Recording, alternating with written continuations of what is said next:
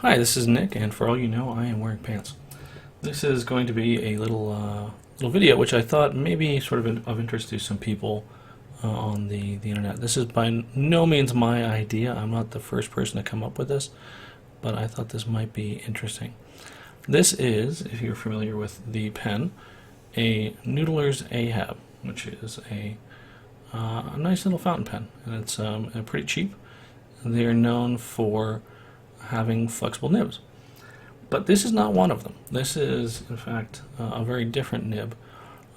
If you are familiar with fountain pens and Noodlers and all, you'll recognize the fact that this is not one of their standard flex nibs. This is a nib that I got off of a calligraphy set.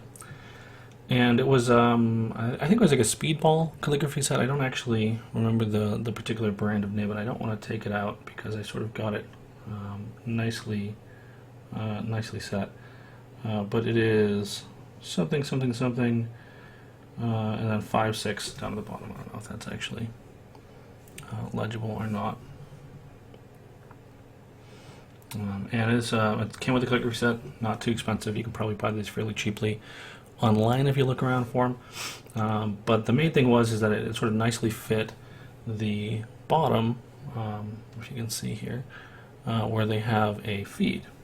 So the nib size fit the standard Noodlers feed, and I think he actually may have the owner, of Noodlers Inc. may have some videos about kind of similar things to this on his channel.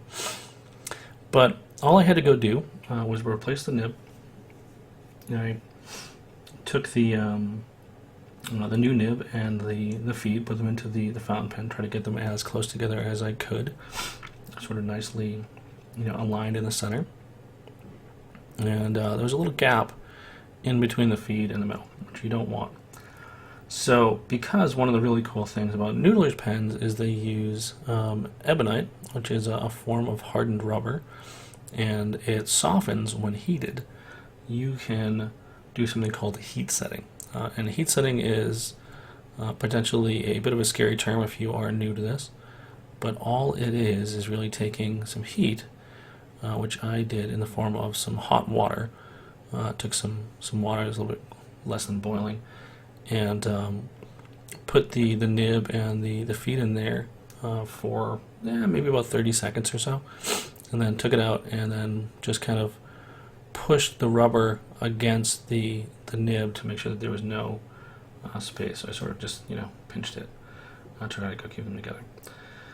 So this pen has been sitting here out in the open air for a little bit now, so it may not write right away, but I thought it'd be nice to show you guys how simple this was and how nice of a line it is. This paper is what's the name of it? It's Nehem paper. It's just a brand that was available in a stationery store. It's very smooth. So it's suitable to fountain pen use. So, but you can use whatever you like. So, let's see if this guy will write. There we go. So, you can go and do very, very, very fine lines. So this is quite nice for drawing. And again, I have been trying to get the camera stuff set up, so it's just been sitting here for a couple of minutes out in the open air, which you generally don't want to do. But as you can see, just tapped it to get it going. Very, very, very fine lines. And then I can go to quite thick. And again, it has been sitting out here for a little bit, so the feed may not be entirely saturated, which is generally something that you want to be the case. But some of the things that's really nice about this is that it's very, very little pressure to do this. One thing that I might decide to do if I'm going to go keep it this way is I might decide that I'm going to go and actually modify the feed a little bit more to let some more air in. So you just take a razor blade and you run it down the sort of the fins to get it going. But it's very, very nice for drawing, for doing little writing samples, or whatever you want to go do. I probably would not write with this for a really long period of time. I find it's a little bit scratchy, to be honest. So it's sort of the needle point basically kind of finish. So it's you know, kind of comes with that obviously, but it's you know, a very nice little way to get you know, some near vintage flex for next to nothing, because these Ahab pens, this is sort of one of the baser models. I think I got it at like $20 from Goulet Pens, and you know, the nib itself came in a pack of like 6 or 7 with some nib holders. So you know, you're looking at barely anything, you know, for each one of them. Also, the ink that I'm using is a nice ink. It's a Iroshizuku Yuyaki, which is sort of an orange red. But I think another thing that might be worth looking at doing is looking at a lubricated ink. So Noodlers, for example, makes a number of different lubricated inks that will increase the flow of inks in dry writing pens. So this being sort of a unique kind of I don't know, nib and pen pairing.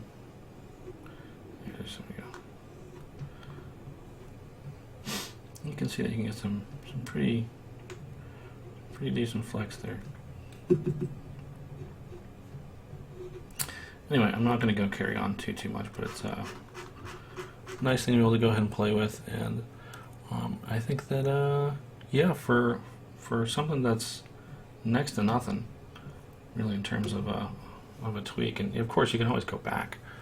Yeah, so this is not a permanent thing. So if you decide that this is not what you want to go do, you just pop the original nib back in, and you're done. So no real harm, no real foul, and you're all set. So yeah, I hope that was useful, and have a great day. Do some writing or some sketching.